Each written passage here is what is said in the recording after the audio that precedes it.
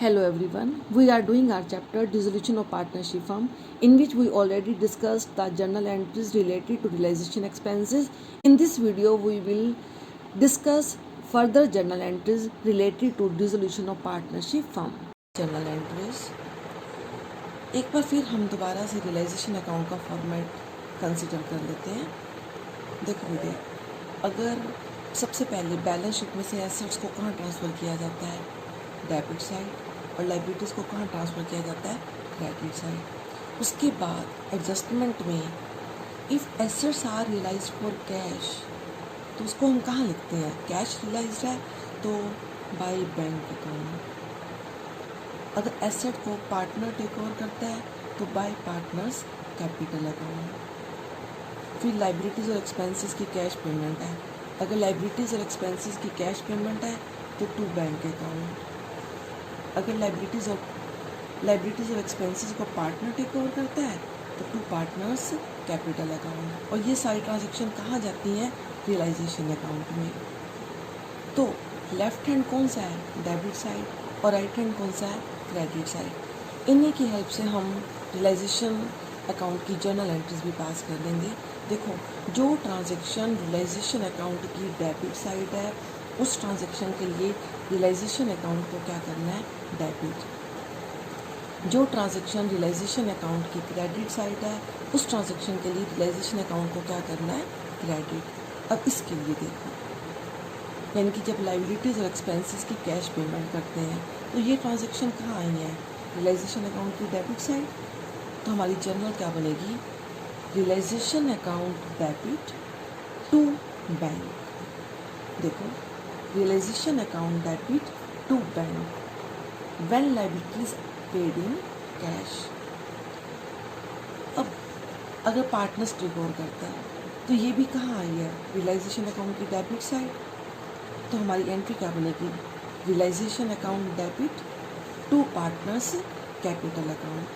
Realisation account debit to partners capital account when liabilities taken over by the partner. इसके बाद अब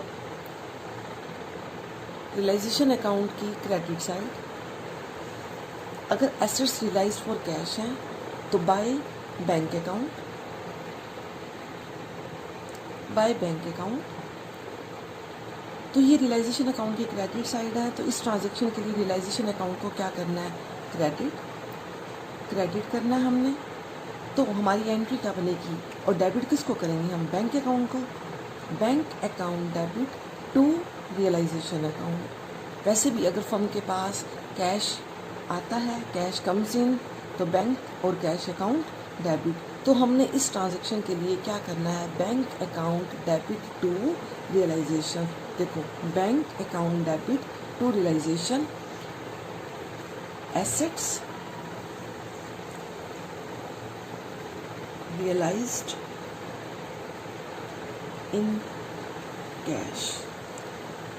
उसके बाद अगर एसेट्स को पार्टनर टेक ओवर करता है तो हम कहाँ लिखते हैं, रियलाइजेशन अकाउंट की credit side by partners capital account. तो देखो, ये ट्रांजैक्शन कहाँ आई है, रियलाइजेशन अकाउंट की क्रेडिट साइड। तो रियलाइजेशन अकाउंट को क्या करना है, क्रेडिट, और पार्टनर्स को क्या करना है, डेबिट। तो हमारी एंट्री करेगी partners capital account debit to realisation. वैसे भी अगर कोई पार्टनर एसेट टेक ओवर करता है तो उसकी कैपिटल डिक्रीज होती है, डिक्रीज इन कैपिटल, तो पार्टनर्स कैपिटल अकाउंट डेबिट। और ये डिक्रीज क्यों हो रही है, टू रियलाइजेशन, क्योंकि एसेट्स और लाइबिलिटीज अकाउंट को हम ऑलरेडी क्लोज कर चुके हैं। तो देखो, एक बार फिर कंसीडर कर लो, अगर लाइबिलिटीज़ की कैश पेमेंट होती है तो realisation account debit to bank. अगर एक्सपेंसेस और लाइबिलिटीज़ को पार्टनर टेक ओवर करता है तो realisation account debit to partners capital account. अगर अब एसेट्स की, अगर एसेट्स को कैश में रियलाइज़ किया जाता है तो हमारी एंट्री होती है bank account debit to realisation. अगर एसेट्स को पार्टनर टेक ओवर करता है, assets taken over by partner, तो हमारी एंट्री होती है partners capital account debit to realisation. Yes, now we start practical number 34. Pass the necessary journal entries for the following transaction on the dissolution of firm of James and Heather, who were sharing profit and losses in the ratio 2:1. The various assets other than cash and outside liabilities have been transferred to realization account. कह रहा वो assets और liabilities को हम realisation account में already transfer कर चुके हैं. उसके बाद वाली एंट्रीज मीन्स एडजस्टमेंट वाली entries. Number 1, James agreed to pay off his brother's loan. James अपने ब्रदर के लोन को खुद पे करेगा. इसका मतलब ये लाइबिलिटी है. इसको हमने रियलाइजेशन अकाउंट की एक बार क्रेडिट साइड लिखा होगा जब एसेट्स को ट्रांसफ़र करते हैं. अब पेमेंट है तो पेमेंट कौन कर रहा है? पार्टनर. अगर पार्टनर पे करता है तो उसको हम कहाँ लिखते हैं? डेबिट साइड लिखते हैं पार्टनर के नाम. तो यहाँ पे उसका नेम आ जाएगा, यानी कि हम क्या लिखेंगे? To James capital account. और हमारी जर्नल एंट्री क्या बनेगी? ये रियलाइजेशन अकाउंट की डेबिट साइड है तो रियलाइजेशन अकाउंट को डेबिट, तो realisation account debit to James capital account. Listen, realization account debit to James capital account rupees 10,000. Next transaction, debtors realized rupees 12,000. debtor assets हैं 12,000 realise हुए हैं तो ये कहाँ जाते हैं? रियलाइजेशन अकाउंट की क्रेडिट साइड. तो रियलाइजेशन अकाउंट क्रेडिट होगा तो देखो हमारी एंट्री क्या पास होगी?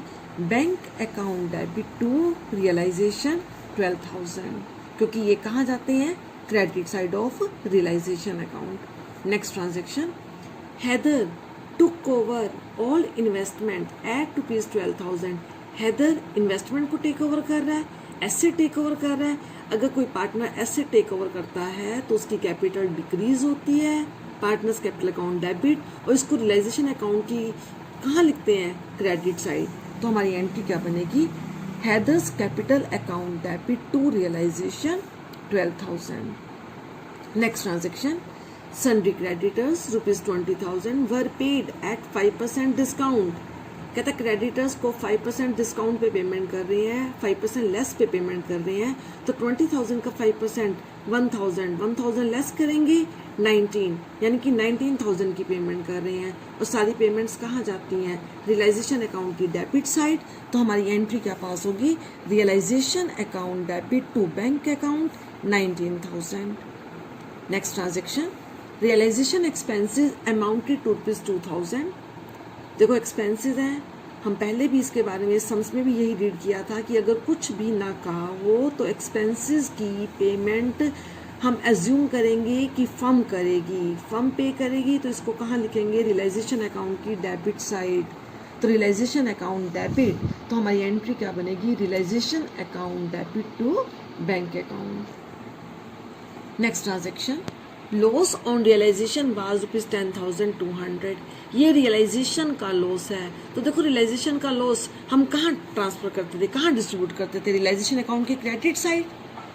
और लॉस के कारण वैसे भी पार्टनर्स की कैपिटल डिक्रीज होती है तो partners capital account debit to realisation. और यहाँ पे पार्टनर्स कौन कौन है? जेम्स एंड हेदर, ये दो पार्टनर हैं.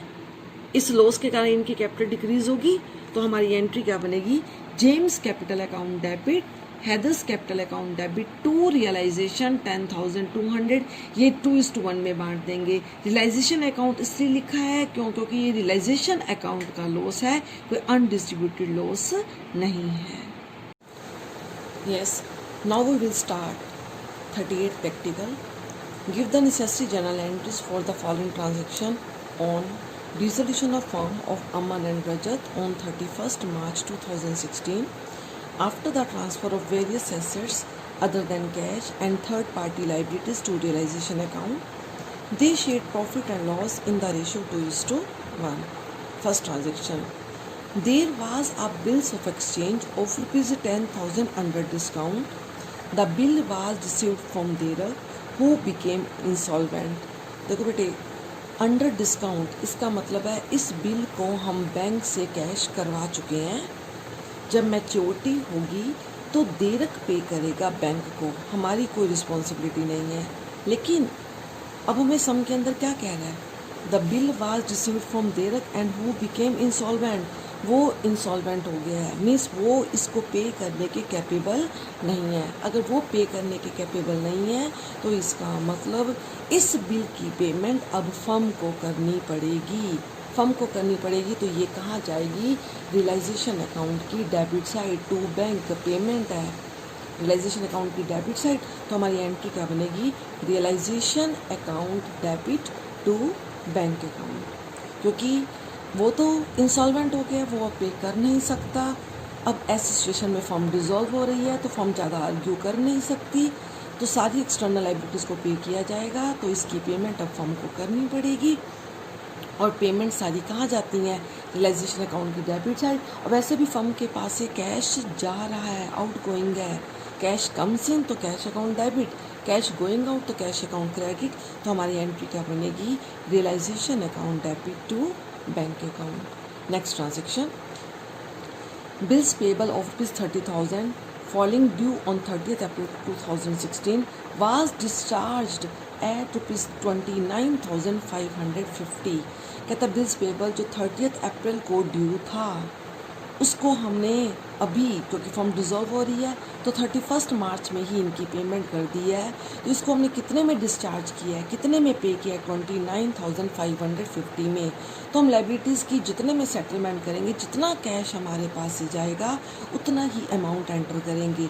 ये पेमेंट है तो ये भी कहाँ जाएगी, रियलाइजेशन अकाउंट की डेबिट साइड, तो हमारी एंट्री क्या बनेगी, realisation account debit to bank account 29,550। उसके बाद next transaction, creditors of ₹30,000 took over stock of ₹10,000 at 10% discount and the balance was paid to them in cash। 30,000 के क्रेडिटर्स ने 10,000 का स्टॉक 10% लेस पे ले लिया है। तो इतना तो हमें पता ही है कि जब लाइबिलिटीज़ की सेटलमेंट एसेट की हेल्प से करते हैं तो उतने अमाउंट से हमारी वो एंट्री नील हो जाती है, न्यूट्रल हो जाती है। तो 30 में से 10,000 का स्टॉक 10% लेस पे, तो हमारा 10,000 का 10% 1,000 लेस हो गया। इसका मतलब 30,000 के क्रेडिटर्स ने 9,000 का स्टॉक टेक ओवर कर लिया, तो 9,000 से हमारे क्रेडिटर्स कट हो जाएंगे। तो रिमेनिंग कितने बचे हमारे 21,000, इनकी हमने कैश पेमेंट की है और इनको कैश पे करने की हमारी एंट्री हो जाएगी realisation account debit to bank account 21,000। Next transaction, there was an old typewriter which had been completely written off. It was estimated to realize 600. It was taken away by Rajat at 25% less than the estimated price। कहते एक asset है जिसको हम बिल्कुल अपनी books में से right of कर चुके हैं, लेकिन अब उससे 600 मिलने की हमें एस्टिमेशन है। इसी को रजत ने 25% लेस पर ले लिया है। तो पहले हम 600 का 25% मीन्स 1/4 150 लेस करेंगे और इसको रजत ने ले लिया है। अगर कोई पार्टनर एसेट को टेक ओवर करता है तो वो कहाँ जाती है, रियलाइजेशन अकाउंट की क्रेडिट साइड, यानी कि रियलाइजेशन अकाउंट क्रेडिट हो रहा है और हम पार्टनर्स कैपिटल अकाउंट लिखते हैं। तो हमारी एंट्री क्या बनेगी, Rajat's capital account debit to realisation. और वैसे भी अगर एसेट टेक ओवर करते हैं तो कैपिटल डिक्रीज, और डिक्रीज क्यों हो रही है, due to realisation. Next transaction, Aman agreed to take over the responsibility of completing dissolution at an agreed remuneration of ₹1,000 and to bear all realization expenses. Actual expenses 800 were paid by the firm। Listen, अमन ने dissolution की सारी proceedings को complete करना है, इसके लिए firm ने उसको ₹1,000 रेमुनरेशन देना है और उसने ही एक्सपेंसेस को बियर करना है। अगर देखो किसी पार्टनर को कोई कमीशन या रेमुनरेशन दिया जाता है तो वो कहाँ जाता है, रियलाइजेशन अकाउंट की डेबिट साइड, लेकिन एक्सपेंसेस को उसी ने बियर करना था। अब actual expenses 800 were paid by firm, लेकिन इनको किसने पे किया है, फर्म ने। इसका मतलब फर्म अमन के बिहाफ पर पेमेंट कर रही है। तो देखो हमारी वेसल्स को सिंप्लीफाई करने के लिए हमारी दो एंट्रीज बनती हैं,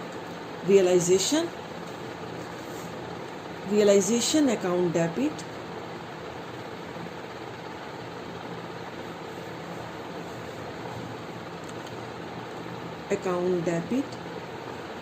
टू अमन्स कैपिटल 1000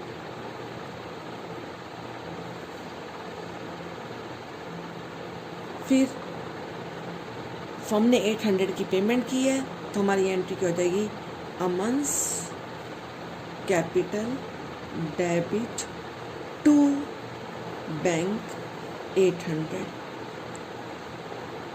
अब इन दोनों को हम कंबाइन करेंगे तो देखो अमन क्रेडिट है 1000 से, अमन डेबिट है 800 से, तो इसका क्या बैलेंस बचा 200 क्रेडिट।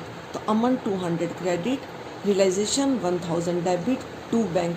इसका मतलब क्या है कि फर्म ने अमन को 1000 रुपीज़ देने हैं, उससे 800 लेने भी हैं, तो डिफरेंस अमाउंट कितना हो जाएगा 200 उसको और देने हैं, और 800 फर्म पेमेंट कर चुकी है क्योंकि एक्सपेंसेस की पेमेंट अमन ने करनी थी, लेकिन अमन के बिहाफ पे अब किसने पे कर दिया, फर्म ने। तो रियलाइजेशन अकाउंट डेबिट 1000, इस 1000 में से 800 तो फर्म ने पे कर दिया टू बैंक, और 200 फर्म ने अभी भी अमन के देने हैं।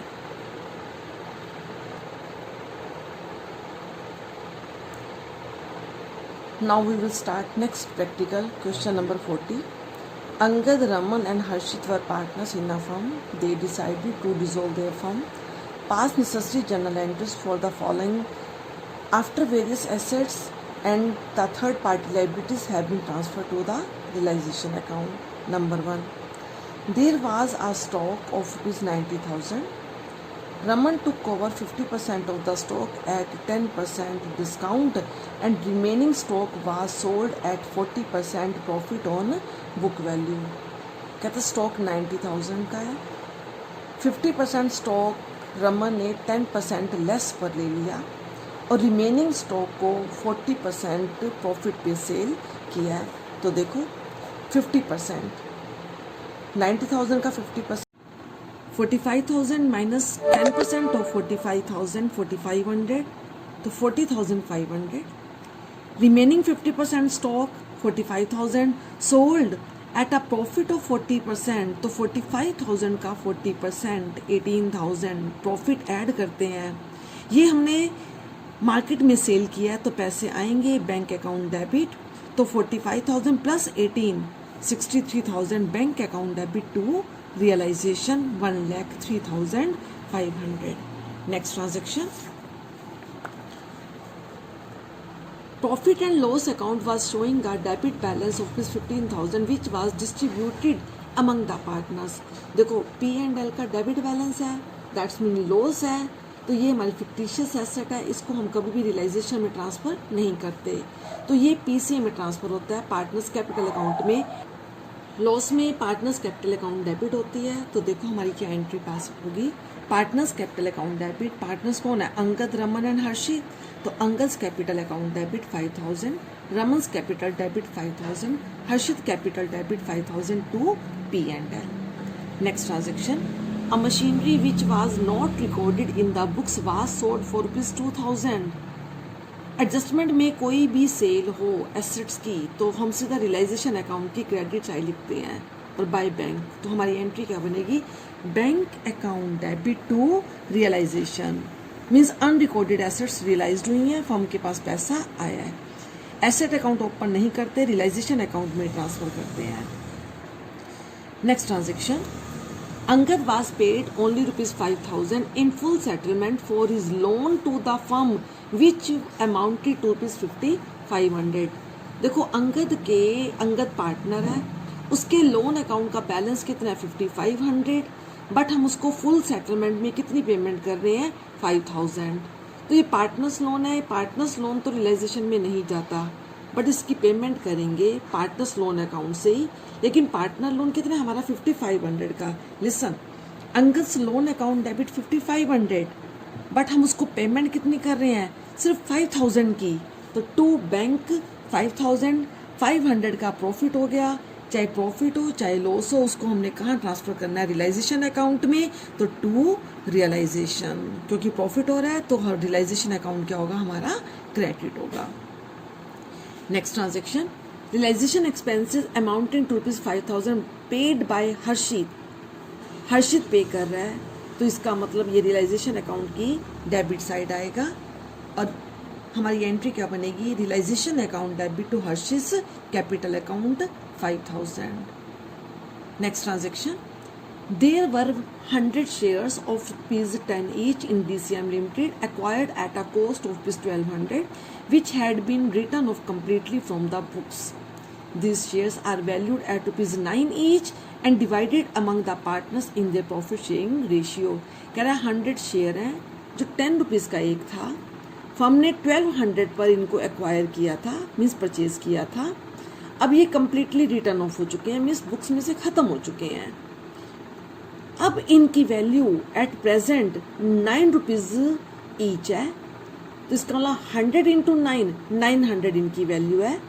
And divided among the partners in their profit sharing ratio, और ये पार्टनर्स में उनकी प्रॉफिट शेयरिंग रेशियो में डिवाइड कर दी हैं। इसका मतलब पार्टनर एसेट को टेक ओवर कर रहे हैं। तो हम कहाँ लिखते हैं, रियलाइजेशन अकाउंट की credit side by partners capital account. तो रियलाइजेशन अकाउंट क्रेडिट है, तो रियलाइजेशन अकाउंट क्रेडिट होगा और पार्टनर्स अकाउंट क्या हो जाएंगे, डेबिट। तो हमारी एंट्री क्या बनेगी, Angad's capital account debit, Raman's capital account debit, Harshit capital account debit to realisation 900। तीनों में इक्वली बांट देंगे, 300, 300 and 300। Now we will do 43rd practical. X and Y are partner. They decide to dissolve their firm. Pass necessary entries assuming that various assets and external liabilities have been transferred to realization account. Number 1. X loan was appearing on the liability side of balance sheet at ₹40,000. He accepted an unrecorded asset of ₹60,000 in full settlement of his loan account. Listen, नया point है आप लोगों के लिए। X loan जो balance sheet के अंदर 40,000 से अपीयर है, एक्स कौन है, पार्टनर है। इसका मतलब पार्टनर्स लोन है। पार्टनर्स लोन को तो हम कभी भी रियलाइजेशन अकाउंट में ट्रांसफ़र नहीं करते, लेकिन यहाँ पे एक्स अपनी लोन के सेटलमेंट में क्या एक्सेप्ट कर रहा है, एसेट एक्सेप्ट कर रहा है। अगर पार्टनर भी अपने लोन के बदले में एसेट एक्सेप्ट करता है तो पार्टनर्स लोन भी फिर रियलाइजेशन अकाउंट में ही ट्रांसफ़र किया जाता है। क्यों? क्योंकि सारी एसेट्स कहाँ ट्रांसफ़र हो रही हैं, रियलाइजेशन अकाउंट में, और उसके लोन की सेटलमेंट कहाँ से करनी है, एसेट अकाउंट से। एसेट सारी रियलाइजेशन अकाउंट में ट्रांसफ़र हो चुकी हैं, तो ये लोन अकाउंट भी अब रियलाइजेशन अकाउंट की क्रेडिट साइड ट्रांसफ़र किया जाएगा, क्रेडिट साइड।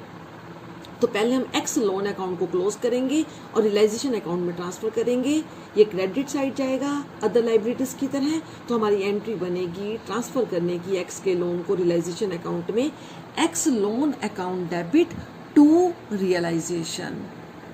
इसके बाद एक्स ने इस लोन की फुल सेटलमेंट में 60,000 के अनरिकॉर्डेड एसेट लिए हैं। हम इसकी कोई भी एंट्री पास नहीं करेंगे। क्यों? क्योंकि if assets are settled with the help of if liabilities are settled with the help of an asset then no entry will be passed. तो एक्स अपने 40,000 लोन के बदले में एसेट एक्सेप्ट कर रहा है, कोई भी एंट्री पास नहीं की जाएगी। Next transaction, Raman, to whom 25,000 were due to be paid, accepted an unrecorded computer of ₹18,000 at a discount of 10%. Raman जो हमारा क्रेडिटर है, जिसको हमने 25,000 पे करने हैं, उसने 18,000 का कंप्यूटर 10% डिस्काउंट पे एक्सेप्ट किया है। इसका मतलब 18,000 माइनस 1800, 16,200।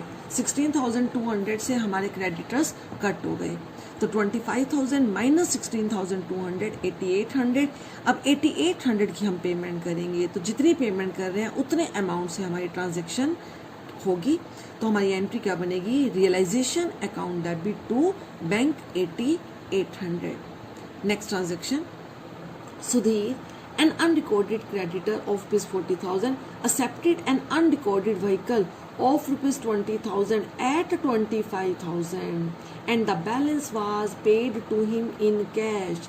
कहते हैं एक अनरिकॉर्डेड क्रेडिटर 40,000 का जिसने एक अनरिकॉर्डेड व्हीकल 20,000 का है बट उसने कितने पे एक्सेप्ट किया है एट 25,000 पे एक्सेप्ट किया है।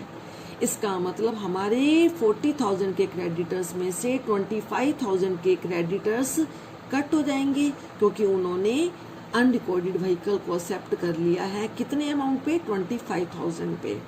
तो 40 माइनस 25,000 15,000 बैलेंस बचा, ये हम कैश पेमेंट करेंगे। तो जितनी कैश पेमेंट कर रहे हैं उसकी हम एंट्री पास करेंगे और हमारी एंट्री क्या होगी, realisation account debit to bank 15,000। Next transaction, there was a contingent liability in respect of bill discounted but not matured. बेटे नॉट मैच्योर्ड मीन्स अभी इसकी मैच्योरिटी डेट नहीं आई है। तो मैच्योरिटी डेट पर जो इसका ड्रॉई है, जिस पर्सन ने इसको एक्सेप्ट किया है वो अपने आप पेमेंट कर देगा। अभी एट प्रेजेंट फर्म की रिस्पॉन्सिबिलिटी नहीं है। फर्म की रिस्पॉन्सिबिलिटी तभी बनती जब ये बिल डिसोनर हो जाता मैच्योरिटी डेट पे, बट अभी तक इसकी मैच्योरिटी डेट नहीं आई। हम ये एज्यूम करेंगे कि ड्रॉई जिसने इस बिल को एक्सेप्ट किया था वो अपने आप बैंक को पेमेंट कर देगा। तो ऐसी सिचुएशन में फर्म की ट्रांजैक्शन, फर्म की बुक्स में कोई भी एंट्री पास नहीं की जाएगी, no entry. Next, furniture of rupees 20,000 and goodwill 30,000 were appearing in the balance sheet but no other information was provided regarding these two items। देखो बैलेंस शीट में फर्नीचर है 20,000 का, गुडविल है 30,000 की, लेकिन उसके बाद एडजस्टमेंट के अंदर इनके बारे में कोई इन्फॉर्मेशन नहीं है। अगर एडजस्टमेंट में इनके बारे में कोई इन्फॉर्मेशन ना हो तो हम ये एज्यूम करते हैं कि हमें इनसे कुछ भी रियलाइज नहीं हुआ। अगर एडजस्टमेंट में गिवन है तो रियलाइज्ड है, अगर एडजस्टमेंट में इनके बारे में कोई इन्फॉर्मेशन गिवन नहीं है तो हम ये एज्यूम करके चलते हैं कि हमें इनके बिहाफ पे कुछ भी रियलाइज नहीं हुआ। अगर कुछ भी रियलाइज नहीं हुआ तो हम इनके रियलाइजेशन की कोई भी एंट्री पास नहीं करेंगे। तो हमारी क्या एंट्री होगी, no entry will be passed for this transaction.